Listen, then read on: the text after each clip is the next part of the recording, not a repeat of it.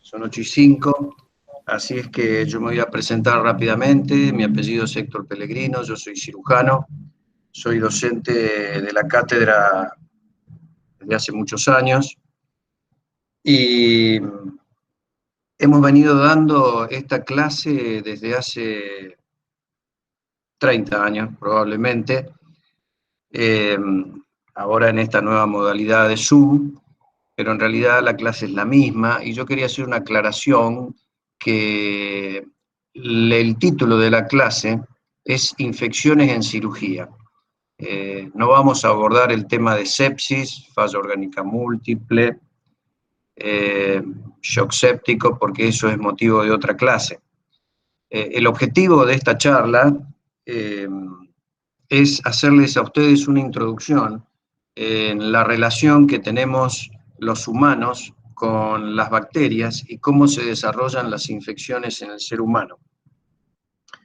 En realidad, se lo pone siempre al humano como la víctima y a la bacteria o el virus como el malo de la película. Hay que tener en cuenta que la relación de las bacterias con los humanos es desde tiempos inmemoriales. Probablemente las bacterias sean los primeros seres vivos que se encontraron en la historia del mundo. Tal vez las bacterias que estaban debajo del agua, con un gran contorno de nitrógeno en los orígenes, las bacterias debajo del agua sean las que, usando ese nitrógeno, generaron el aire de nuestra atmósfera que hoy conocemos y la cual vivimos actualmente. Eran bacterias fotosintéticas que podían usar el nitrógeno y generar aire. Y era el único ser vivo que había cuando no había ninguna otra forma de vida en la superficie de la Tierra, en la forma que fuera en esa época, no sé cuántos millones, tal vez 3.000 millones de años atrás. ¿A dónde quiero ir con esto? Es decir, no pretendo hacer la historia de la bacteria, pero ¿qué quiero decir esto? Que en realidad ellas, en todas sus formas, estaban mucho, mucho antes que nosotros los humanos. Por supuesto, la vida de las bacterias se fue modificando al punto de que terminamos un montón de especies sobre la superficie humana, sobre la superficie de la Tierra. No sé cuánto podríamos hablar sobre la vida del Homo sapiens sobre la superficie de la Tierra, pero tendríamos que hablar de entre 6.000, 8.000, 10.000 años atrás, cuando el homínido comienza a caminar en dos patas. Ya las bacterias ya eran viejas en esa época y por supuesto interrelacionaban con el humano desde esa época. Y tampoco podría saber yo qué relación tuvieron esas bacterias con los primeros animales, los peces, y después cuando esos animales pudieron salir del agua. Hecha esta introducción, hasta nuestros días, fíjense cuánto tiempo ha pasado, ha habido unos cambios muy, muy importantes en los últimos 150 años. Se empezó a conocer que la célula, es decir, la célula de la cual estamos compuestos todos, empezó en el Renacimiento, al fin del Renacimiento, en 1650, se empezó a conocer porque vino un cambio tecnológico brutal, que fue el microscopio. Es decir, eran microscopios muy elementales, muy rudimentarios, pero se descubrieron las lentes y de esa manera se pudieron empezar a ver partículas mucho más pequeñas que eran las células. Y ahí se empezaron a descubrir que los tejidos tenían celdillas y de ahí, bueno, se le empezó a poner células, el nombre de célula, empezó a aparecer el término célula. En realidad, en el desarrollo de la historia humana nos hemos acercado muchísimo a nuestros días, del año 1600 a ahora, realmente nos hemos acercado. Son nada más que 400, 500 años. Y, y después resulta que se descubren las bacterias, es decir, no se sabía qué era lo que transmitía, qué era lo que generaba las pestes. En ese momento se llamaban las pestes y eran las pandemias de esa época y que arrasaban con la mitad de la población. No se sabía cuál era el motivo por el cual arrasaba la mitad de la población, pero la cuestión era que venían estas maldiciones sobre las poblaciones y desaparecían gran parte de la población. Se le achacaba a maldiciones, desgracias, o que había humores que circulaban por el aire y ya se empezaron a tener los primeros principios de aislamiento y de ventilación. La gente se mudaba a otras ciudades para evitar esta desgracia colectiva que llegaba a una población.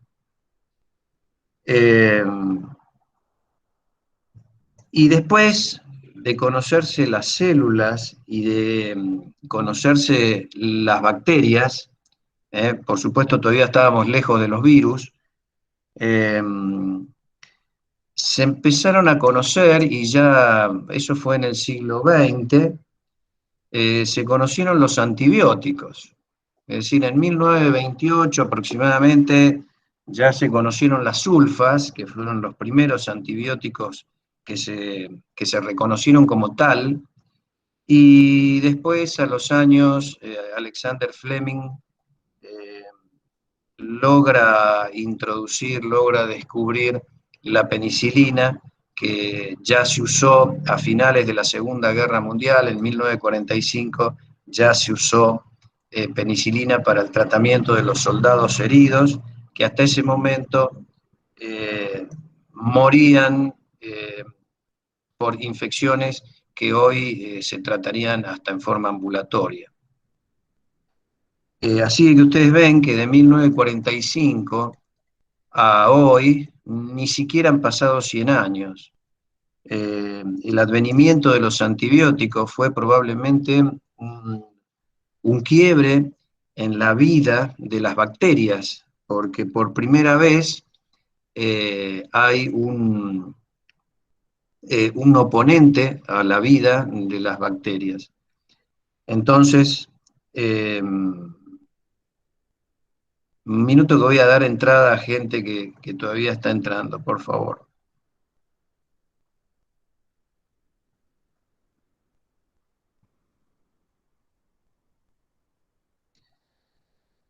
Era la primera vez que el antibiótico tenía un oponente eh, y precisamente el oponente era precisamente su huésped.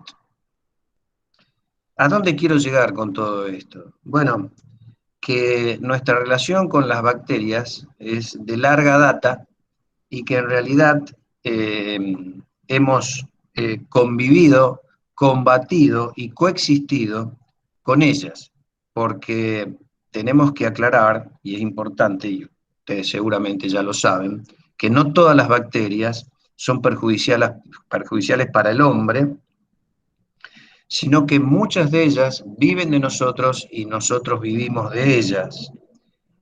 Tenemos un montón de floras que en nuestro organismo que conviven con nosotros y que tienen y generan un equilibrio, un medio ecológico propio, como puede ser la flora que tenemos en la nariz, la flora que tenemos en el lagrimales, la flora que tenemos en el ombligo, la flora normal de la vagina, la flora normal que podemos tener en el oído externo, es decir, conviven con nosotros, ni que hablar con toda la flora y fauna que tenemos en nuestro aparato digestivo, que es importantísima, es hasta un órgano más, nuestro intestino como unidad funcional, y que genera una interrelación permanente con nuestro sistema inmunológico y con nuestro sistema nutricional.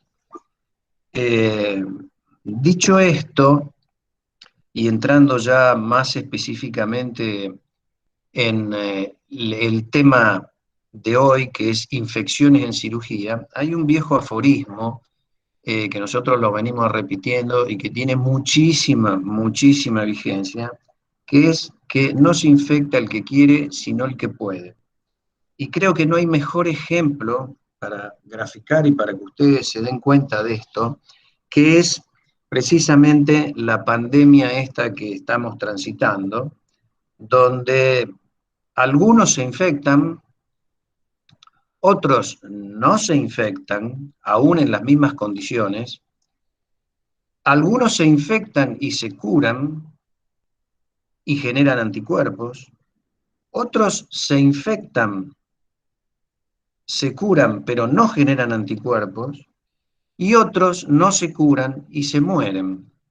Es decir, en la pulseada, en la batalla, gana uno o gana otro. Eh, pero cómo podemos saber cómo es la ecuación para que alguien se infecte y otro no se infecte? ¿Mm? ¿Y quiénes van a ganar la batalla? Bueno, esa es una lucha de fuerzas, evidentemente.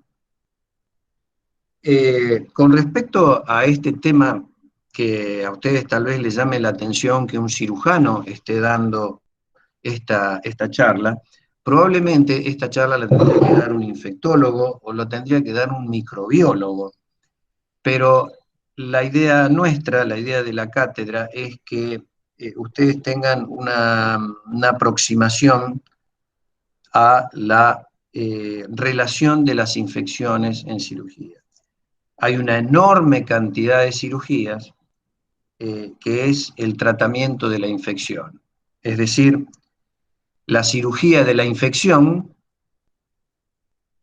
pueden poner los ejemplos que ustedes quieran, una apendicitis, una diverticulitis, un absceso perianal y cientos de infecciones más, muchas de las cuales tienen eh, un tratamiento quirúrgico, o por lo menos muchos lo tenían originalmente, hoy tenemos otros recursos, y después tenemos la infección de la cirugía, es decir, cómo influye las infecciones en nuestra cirugía.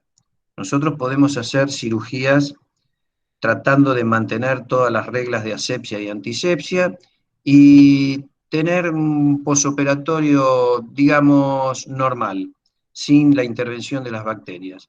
Pero resulta que a veces las cirugías se infectan y entonces generan un gran conflicto dentro del posoperatorio, en el curso del posoperatorio del paciente. Recuerden también que todo ha cambiado mucho, ¿eh? La edad de nuestros pacientes, han cambiado los tratamientos y han cambiado las bacterias también. Las bacterias con las cuales hoy nos enfrentamos y convivimos todos los días no son las mismas de 30 años atrás, ni 50 años atrás, ni 100 años atrás.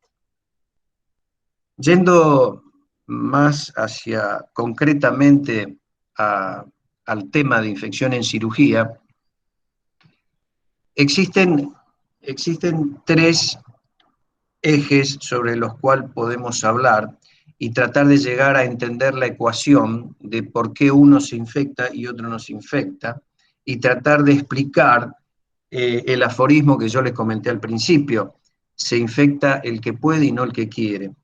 Entonces, el primer elemento que tendríamos que analizar, y es el actor principal, entre comillas, es la bacteria.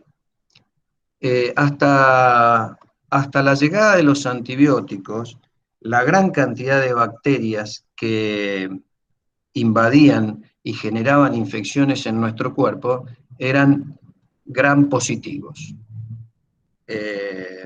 Muchos relacionados con la piel, con las bacterias de la piel. No se olviden ustedes que se desconocían todos los conceptos de asepsia y antisepsia. Después podemos hablar sobre eso. Las bacterias, como decíamos, a lo largo de los años, fue mutando, fue cambiando, hasta la llegada de los antibióticos. Y con la llegada de los antibióticos, ese cambio, esa mutación, sí, se aceleraron terriblemente. A medida que el hombre fue desarrollando, a partir del 45, donde se generaliza el uso de la penicilina, y después los antibióticos que siguieron saliendo, ahí el germen empezó a reconocerlos y lógicamente fue mutando, fue cambiando y se fue defendiendo. Es decir, fue generando resistencias a diferentes antibióticos. Cuando la penicilina salió, con 1.000.000 de unidades de penicilina se podía curar perfectamente una neumonía, y hoy se necesitan 30 millones diarios a lo mejor, depende. Entonces eso nos da la idea de que las bacterias fueron evolucionando al compás de la evolución también que fue generando la farmacología. Luego, que yo les dije que había una enorme preponderancia de gram positivos, hoy la infección más importante es a partir de gram negativos. Es decir, fueron cambiando los gérmenes que interactúan con nosotros. Ese probablemente sea el germen sea uno de los actores más importantes que tenemos dentro de esta ecuación. El segundo actor, también importante, es el huésped, es decir, nosotros. Nosotros somos los huéspedes de los gérmenes, pero nosotros también cambiamos. ¿A qué me refiero?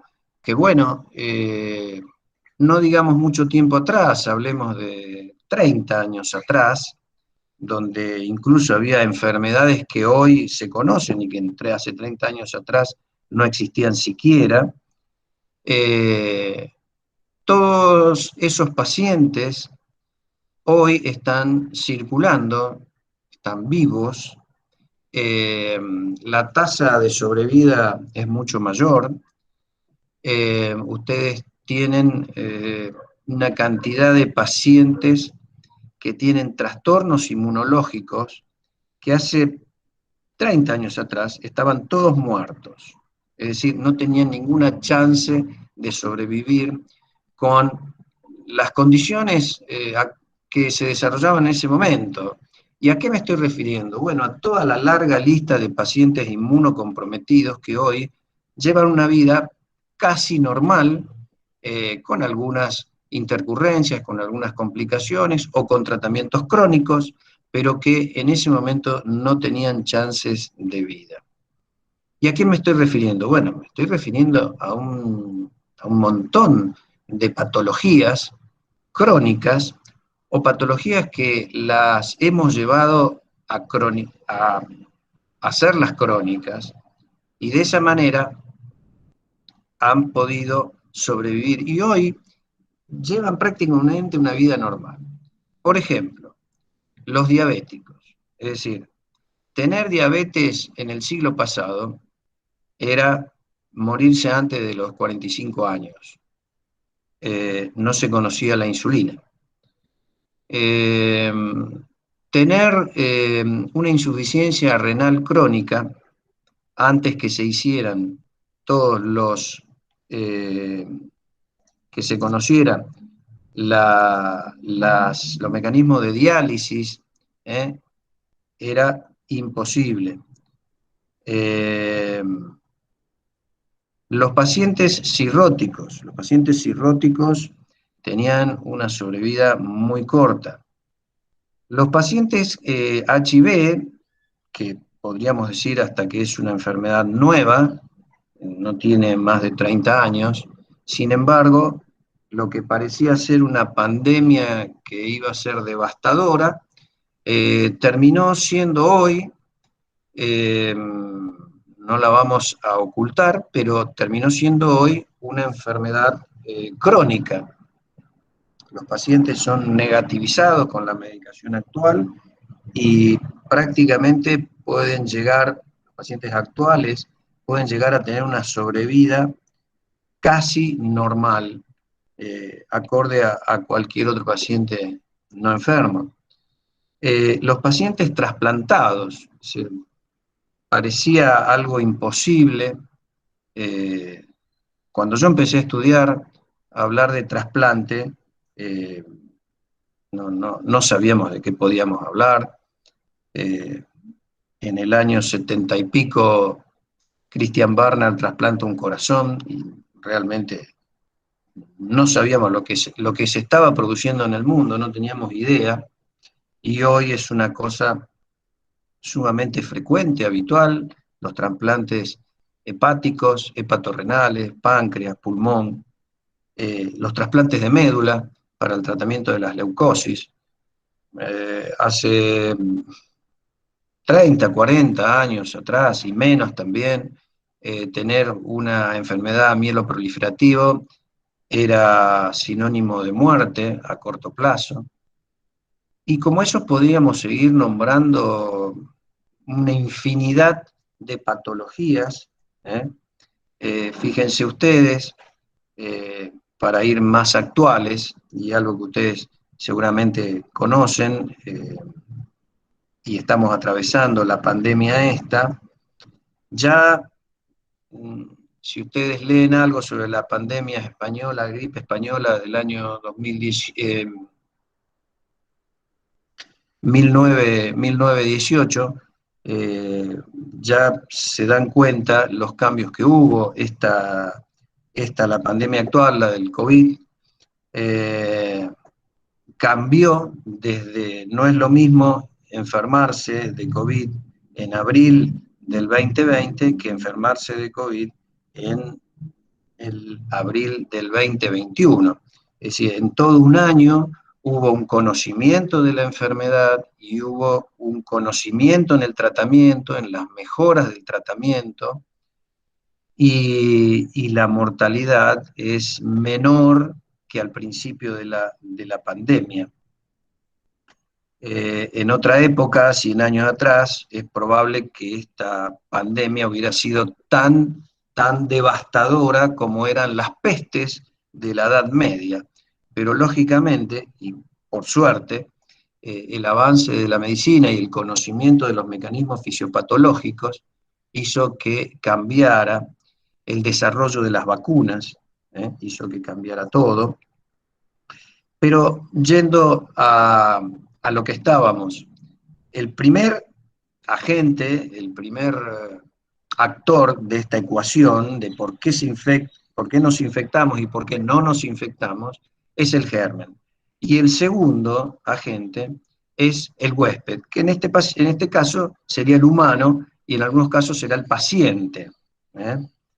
Hay un montón de pacientes que no estaban. Vamos a hacer un pequeño raconto: los diabéticos, los cirróticos, los trasplantados, los inmunocomprometidos por HIV, los síndromes mieloproliferativos, los pacientes cortisonados.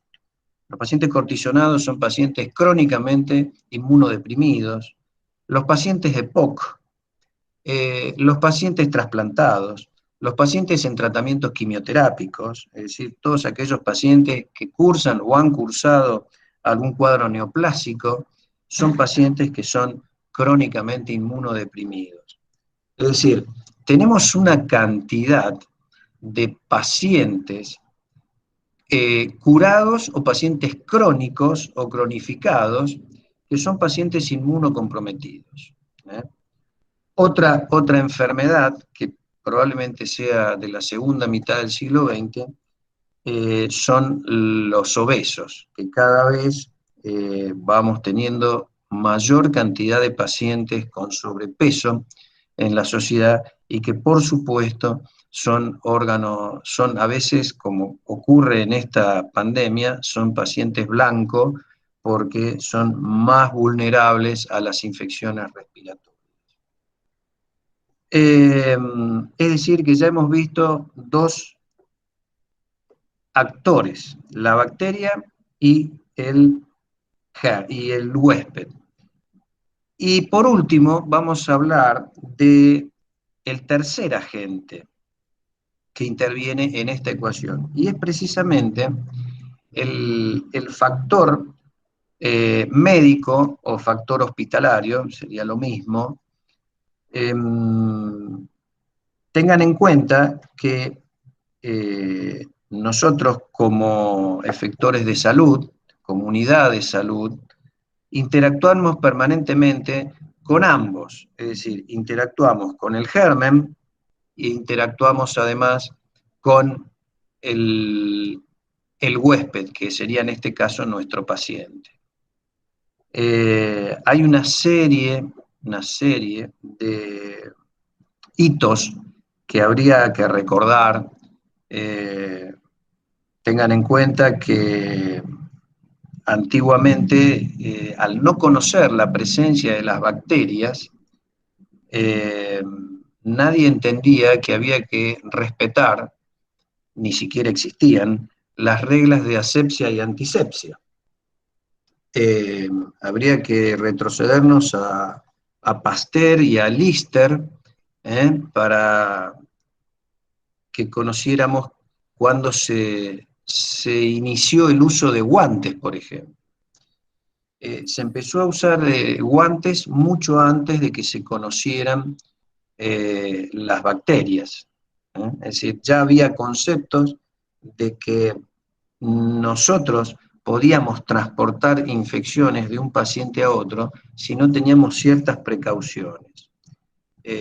Y allí estuvo Sir Joseph Lister, fue un cirujano inglés, que fue el que introdujo los primeros principios de asepsia y antisepsia. Estamos hablando de 1800 y pico. No hace tanto tiempo. Pero aparte de eso, después se fueron del conocimiento de la presencia de las bacterias y de las distintas bacterias, porque se las fueron reconociendo, vinieron las vacunas. Pasteur ya desarrolla en 1855 aproximadamente la vacuna contra la rabia. Ustedes saben que la rabia se transmite por un virus. Los virus se descubrieron en 1930, 1928, aproximadamente 1930, y ya Pasteur, 60 o 70 años atrás, ya había diseñado la vacuna antirrábica, la famosa vacuna antirrábica de Pasteur, pero en realidad Pasteur no sabía que existían virus, que eran gérmenes mucho, mucho más chicos y más incompletos de las bacterias que él ya sospechaba. Así es que, fíjense qué errático que fue el descubrimiento y el avance de los conocimientos. Los médicos actualmente tenemos responsabilidades con respecto a esa asepsia y antisepsia que debe ser respetada. Hay una serie de protocolos. Esto ahora tuvo gran desarrollo, incluso llegó a la comunidad los conceptos de asepsia y antisepsia con el tema del COVID SARS-CoV-2. Pero en realidad no son nuevos. Ustedes habrán visto, como le decimos, que van a ver a los pacientes vestidos de astronauta, porque van totalmente cubiertos para evitar el contagio del médico o del enfermero, pero también es para evitar contagiar a los demás. Y todo este sistema de aislamiento, tanto el DISPO como el ASPO, que ustedes conocen bastante bien, y sobre la que hay mucha controversia, son mecanismos para tratar de respetar la circulación de bacterias. Existen sistemas de esterilización de material, ropa, instrumental, que no son de ahora, son muchísimo anteriores, desde el año 60, 50, se fueron desarrollando a medida que hubo avances tecnológicos, se fueron desarrollando diferentes sistemas de esterilización. Cuando en el año 70, 80, todavía había jeringas de vidrio que se esterilizaban con agua hirviendo, es decir, era una olla, un recipiente que se ponía a hervir, la jeringa con las agujas, las jeringas de vidrio, y se iban utilizando y reutilizando permanentemente. Después vinieron las jeringas descartables, había unos sistemas de esterilización que eran a vapor a presión, donde eran, bueno, contenedores más grandes donde se ponía, eran las famosas autoclaves, que era un sistema que en algunos lados tal vez todavía se use. Los autoclaves eran tambores donde se introducía ropa quirúrgica, cajas de cirugía, instrumental, vidrio, donde se introducía y se ponía a calor, con vapor a presión, a 100 grados, y eso generaba una esterilización. Por supuesto que eran los métodos iniciales de la esterilización. Hoy ya se usa otro tipo de esterilización, con amprolene, que es un gas, son cámaras donde se introducen diferentes tipos de instrumental, caja, metal, plástico, tela, vidrio, látex. Así que hay diferentes. También hay otras formas de esterilización, con radiación. Bueno, hay diferentes formas, no es el objetivo mío hablar de esto, pero aparte de los avances que hubo en los métodos de esterilización, también tenemos todas aquellas actitudes y protocolos que tenemos que cumplir los médicos. Es decir, si nos dicen que tenemos que lavarnos las manos, algo tan simple y elemental como lavarse las manos, incluso para que ustedes sepan, hay un Día Internacional del Lavado de Manos. El lavado de manos tal vez haya sido el avance más importante en la historia de la humanidad para prevenir las infecciones. Simplemente el lavado de manos con agua y jabón en una canilla con agua corriente. Es decir, ese gesto tiene una importancia crucial en la transmisión que nosotros realizamos entre paciente y paciente. Parece una cosa sencilla, pero si ustedes pasan sala, vemos un paciente, vemos el paciente que está al lado, vemos el otro paciente y lo tocamos, evidentemente estamos haciendo un puenteo de gérmenes y llevando uno a otro. Otra cosa, por ejemplo, la circulación que debemos tener en el quirófano. Los cirujanos se cambian la ropa de calle y tienen que ingresar por un vestuario, y el sentido siempre debe ser unidireccional. ¿Qué quiere decir eso? No se puede volver para atrás. El cirujano se cambia, se pone la ropa de quirófano, entra, ejecuta la práctica y sale por otro lugar, y ya no puede volver al sitio de donde estaba antes, y vuelve otra vez al vestuario por otro circuito. Eso es lo que corresponde. El uso de los medios de protección, como el barbijo, el gorro, todas esas actitudes hacen al resultado. La calidad de la esterilización, el manejo del material que hace el personal de quirófano, el personal de enfermería. Si uno está operando y no respeta todos esos protocolos, es probable que nadie lo vea o que nadie se dé cuenta. Es decir, cómo se manipula la ropa de quirófano, cómo se abren las cajas. Bueno, es todo un sistema, una forma, hábitos que nosotros tenemos de cómo debemos desempeñarnos, cómo nos vestimos, cómo nos ponemos los guantes, ¿m? Cómo pintamos, cómo hacemos la asepsia de la piel antes de empezar la cirugía, con qué líquido utilizamos en cada caso. Es decir, son tantos las actitudes, los protocolos que nosotros tenemos que respetar, que todo eso hace al resultado de las infecciones en cirugía.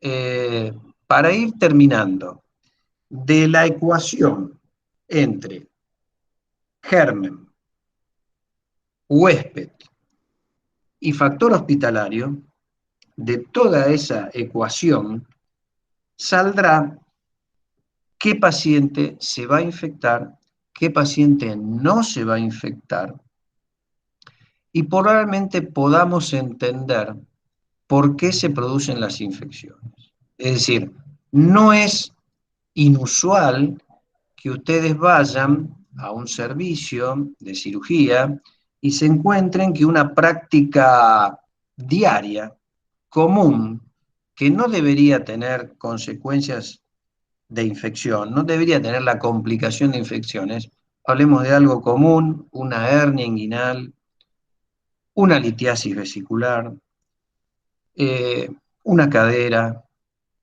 cualquier cirugía de traumatología, normalmente no se infectan. Cursan un posoperatorio normal, están el día de posoperatorio que corresponde y se van a la casa. Pero ahí, cada tanto, aparece uno que se infecta. Y ahí debemos preguntarnos qué pasó que este paciente se ha infectado. Entonces tendremos que preguntarnos, ¿habrá tenido un germen súper resistente? ¿Será un paciente que tiene una debilidad inmunológica y por algún motivo la cirugía se complica con un cuadro infeccioso? ¿Será un diabético mal controlado? ¿Habremos hecho mal la preparación prequirúrgica? ¿O nosotros mismos, qué es lo que habremos hecho mal? ¿Habremos contaminado algo? Entonces, de toda esta ecuación, tenemos que el paciente, algunos se infectan y otros no se infectan. Esto no es un simple problema estadístico. ¿Qué porcentajes se infectan? ¿Qué porcentajes no se infectan? De acuerdo a una clasificación de heridas que está en todos lados, herida limpia, limpia contaminada, sucia, tienen un porcentaje aceptable de contaminación. Pero la pregunta es, bueno, ¿por qué este paciente se ha infectado? Pero les vuelvo a repetir, no es simplemente un problema estadístico, este es un problema que va mucho más allá de lo estadístico. Y sobre todo, en las consecuencias que puede traer para el paciente y las consecuencias que trae para la economía. Es decir, los pacientes que se infectan, que se contaminan y se infectan, son un verdadero problema, por supuesto, primero para el paciente.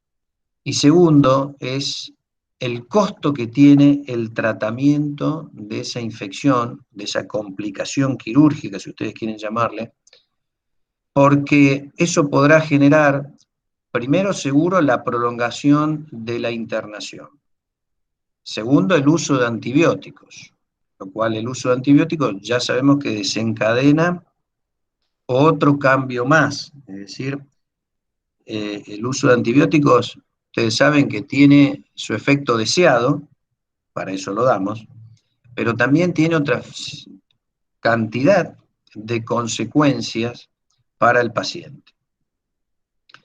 Y eso genera un incremento de los costos en todos los sistemas de salud del mundo, que realmente no se tiene la conciencia de todo lo que se debe prevenir. Cuanto más prevención hagamos, tal vez cuanto más gastemos en descartables, cuanto más eduquemos al personal, cuanto más eduquemos al personal médico, cuanto más respetemos los protocolos, cuanto más gastemos en eso, mucho menos vamos a gastar en el tratamiento de las infecciones, que hoy por hoy es muy, muy caro. Por eso termino como empecé: no se infecta el que quiere, sino el que puede. ¿Y quién es el que puede? Y saldrá del análisis de la ecuación de estos tres actores: el germen, el huésped y el factor hospitalario. Bueno, nada más. Acá terminamos. Eh, Espero que le haya sido de utilidad y